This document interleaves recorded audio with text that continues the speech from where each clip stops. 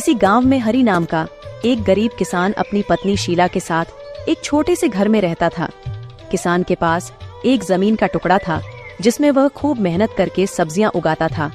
किसान अपने खेत से प्रतिदिन 100 किलो सब्जियां निकालता था और उसे सब्जी मंडी में बेचने के लिए ले जाता था। सब्जी बेचकर उसे जो पैसे मिलते थे उन्हीं पैसों से अपना और अपने परिवार का खर्चा चलाता था। फिर एक दिन सुबह सवेरे, अरे शीला, क्या कर रही हो?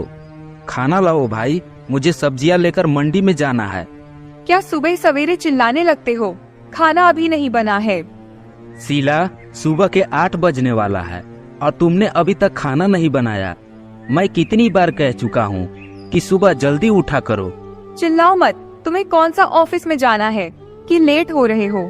8 ही तो बजे हैं। 1 घंटा रुको, मैं अभी खाना बनाती हूँ। सारा दिन तो काम ही करती हूँ। इस घर में मुझे एक पल भी आराम नहीं है। मेरी तो किस्मत ही फूटी थी जो इस घर में ब्याह कर आई। तुम कुछ बोल रही हो क्या? मुझे कुछ सुनाई दे रहा है। नहीं, कुछ नहीं। सारा दिन काम करो और ऊपर से हर रोज इनकी नखरे सुनो। कुछ देर के बाद किसान की पत्नी खाना तैयार कर देती है। फिर दोनों मिलकर खाना खाते हैं।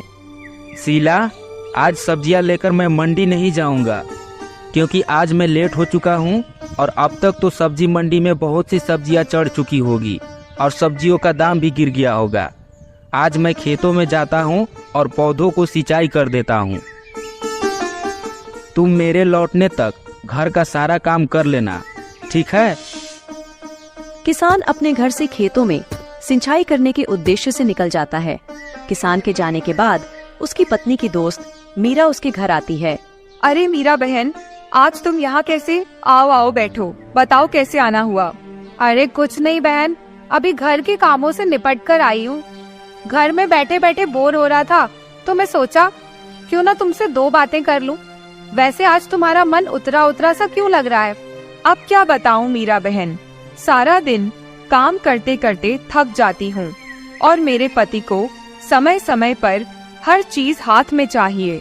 वह जरा सा भी घर का काम नहीं करते। बस इतनी सी बात से तुम्हारा चेहरा उतरा हुआ है। मेरे पास घर के कामों से बचने के लिए एक बम्पर उपाय है। अगर तुम यह उपाय करोगी तो तुम घर के कामों से बच पाओगी। बहन, मैं कुछ समझा नहीं। ऐसा कौन सा उपाय है जिससे मुझे घर का काम नहीं करना पड़ेगा? शीला बहन, अगर तुम घर के कामों से बचना चाहती हो तो मेरी बात ध्यान से सुनो। जब तुम्हारा पति घर पर रहेंगे तो तुम बीमार होने का नाटक करो। अरे हाँ, तुमने तो सच में बढ़िया उपाय बताई। पर बहन, इस नाटक से कोई परेशानी तो नहीं होगी ना? कैसी परेशानी बहन? ये नाटक तो मैं भी अपने घर में करती हूँ। ठीक है बहन, आज से मैं भी ऐसा ही करूँगी। ठीक है शीला बहन, अब मैं भी घर चलती हूँ, फिर कभी आऊंगी। दोपहर होने वाली थी। फिर किसान खेतों में सिंचाई करके घर वापस लौट रहा था। घर पहुंचकर उसने अपनी पत्नी से बोला, शीला, अरे ओ शीला, कहाँ हो? पता नहीं कहाँ चली गई।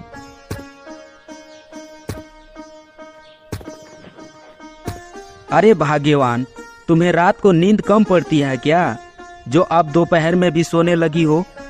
चलो उठो, जाओ मेरे लिए 1 कप चाय बना कर लाओ। मेरे पैरों में बहुत तेज दर्द है, मैं रसोई में नहीं जा सकती। आज तुम खुद से चाय बना लो ना।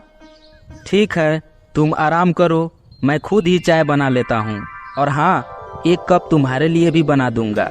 मीरा बहन की उपाय तो काम आ रही है। अब मैं नाचूंगी। किसान 2 कप चाय बनाता है और अपनी पत्नी के साथ बैठकर पीता है। इसी तरह शाम हो जाती है। किसान शाम को भी अपना और अपनी पत्नी के लिए खाना बनाता है और खाना खाकर सो जाता है। फिर अगले दिन सुबह होते ही, अरे शीला, अब तो उठो, सुबह हो चुकी है। अब तक तो तुम्हारा पैर दर्द भी ठीक हो गया होगा। हाँ, मेरे पैरों का दर्द तो ठीक हो गया, लेकिन पता नहीं क्यों सुबह से मेरे सर में बहुत दर्द है। उठने को मन नहीं करता, सर में चक्कर आ रहा है। ठीक है, तुम आराम करो, मैं रसोई में जाकर खाना बनाने की तैयारियां करता हूँ। फिर उसके बाद ही मैं अपने खेतों में सब्जियां तोड़ने जाऊंगा। किसान रसोई में जाकर खाना बनाने लगता है। कुछ देर बाद खाना बनकर तैयार हो जाता है। शीला, खाना बन चुका है, तुम उठकर हाथ मुंह धो लो और खाना खा लो। आज मैं देर से घर आऊंगा क्योंकि सब्जी मंडी से एक व्यापार मेरे खेत में ही सब्जियां लेने आ रहा है। मैं सारा सब्जी तोड़कर व्यापारी के हाथों बेचकर ही घर वापस आऊंगा। तुम अपना ख्याल रखना और खाना खाकर दवाई खा लेना। मैं चलता हूँ। इधर किसान को जाने के बाद उसकी पत्नी की दोस्त मीरा उसके घर आती है। अरे कामचोर, अब तो उठ जा, सुबह के 10 बजने वाला है, तेरा पति चला गया। अरे मीरा बहन, तुम कब आई? क्या बताऊं बहन, इतनी गहरी नींद आ गई थी कि पूछो मत। अरे कुदाल तो मैं घर पर ही भूल गया, अभी लेकर आता हूँ। किसान कुदाल लेने के लिए घर वापस गया। घर पहुंचकर उसने देखा कि उसकी पत्नी और उसकी दोस्त मीरा आपस में बैठकर बातें कर रहे थे। फिर किसान बाहर से ही उन दोनों की बातें सुनने लगा। क्यों शीला बहन, तुम्हें मेरा उपाय कैसा लगा? मेरा बताया हुआ उपाय काम कर रहा है या नहीं? हाँ बहन, एकदम काम कर रही है। मैं कल से ही अपने पति को मूर्ख बना रहा हूँ। कल से अब तक रसोई का सारा काम वही कर रहे हैं, मैं तो बिस्तर पर बल्ले बल्ले कर रही हूँ। तुमने बीमार होने का जो उपाय बताया वह बिल्कुल परफेक्ट है। किसान दोनों की बातें खिड़की से सुन रहा था। अब समझ में आया, घर का काम नहीं करना पड़े इसीलिए बीमार होने का नाटक कर रही थी। अब देखती जाओ, मुझे तुमसे घर का काम कैसे करवाना है मैं अच्छी तरह से जानता हूँ। तुमको तो मैं सबक सिखाकर ही रहूंगा। मीरा के जाने के बाद किसान घर के अंदर आता है। अरे तुम इस वक्त, तुम तो शाम के आने वाले थे, और ये तुमको क्या हो गया? हाथ में चोट कैसे लगी? कुछ नहीं शीला, थोड़ी सी चोट लगी है, वो मैं रास्ते में फिसलकर गिर गया था। अब तुम्हारी तबीयत कैसी है? मेरी छोड़ो, मैं ठीक हूँ। तुम्हें तो बहुत दर्द हो रहा होगा। नहीं शीला, मुझे दर्द नहीं है, मैं बिल्कुल ठीक हूँ। तुम आराम करो, तुम्हारा भी तबीयत खराब है। और देखो ना, मेरा हाथ भी टूट गया। पता नहीं किसकी नज़र मेरे हंसते खेलते परिवार पर लग गई। अब घर का खर्चा कैसे चलेगा? ठीक है, तुम आराम करो, मैं रसोई में जाकर खाना बनाता हूँ। नहीं नहीं, मेरी तबीयत ठीक है, मैं अभी जाकर खाना बनाती हूँ, तुम आराम करो। अब किसान की पत्नी रसोई में जाकर खाना बनाने लगी। कुछ देर के बाद किसान की पत्नी खाना बनाकर तैयार कर देती है और फिर वह अपने पति के पास जाकर बोली, चलो उठो, हाथ मुंह धो लो, मैं खाना लगाती हूँ। शीला, वैद्य जी ने मुझे 2 सप्ताह तक आराम करने को कहा है। उधर खेतों में सब्जियों का काम कौन संभालेगा और खेतों में सिंचाई कौन करेगा?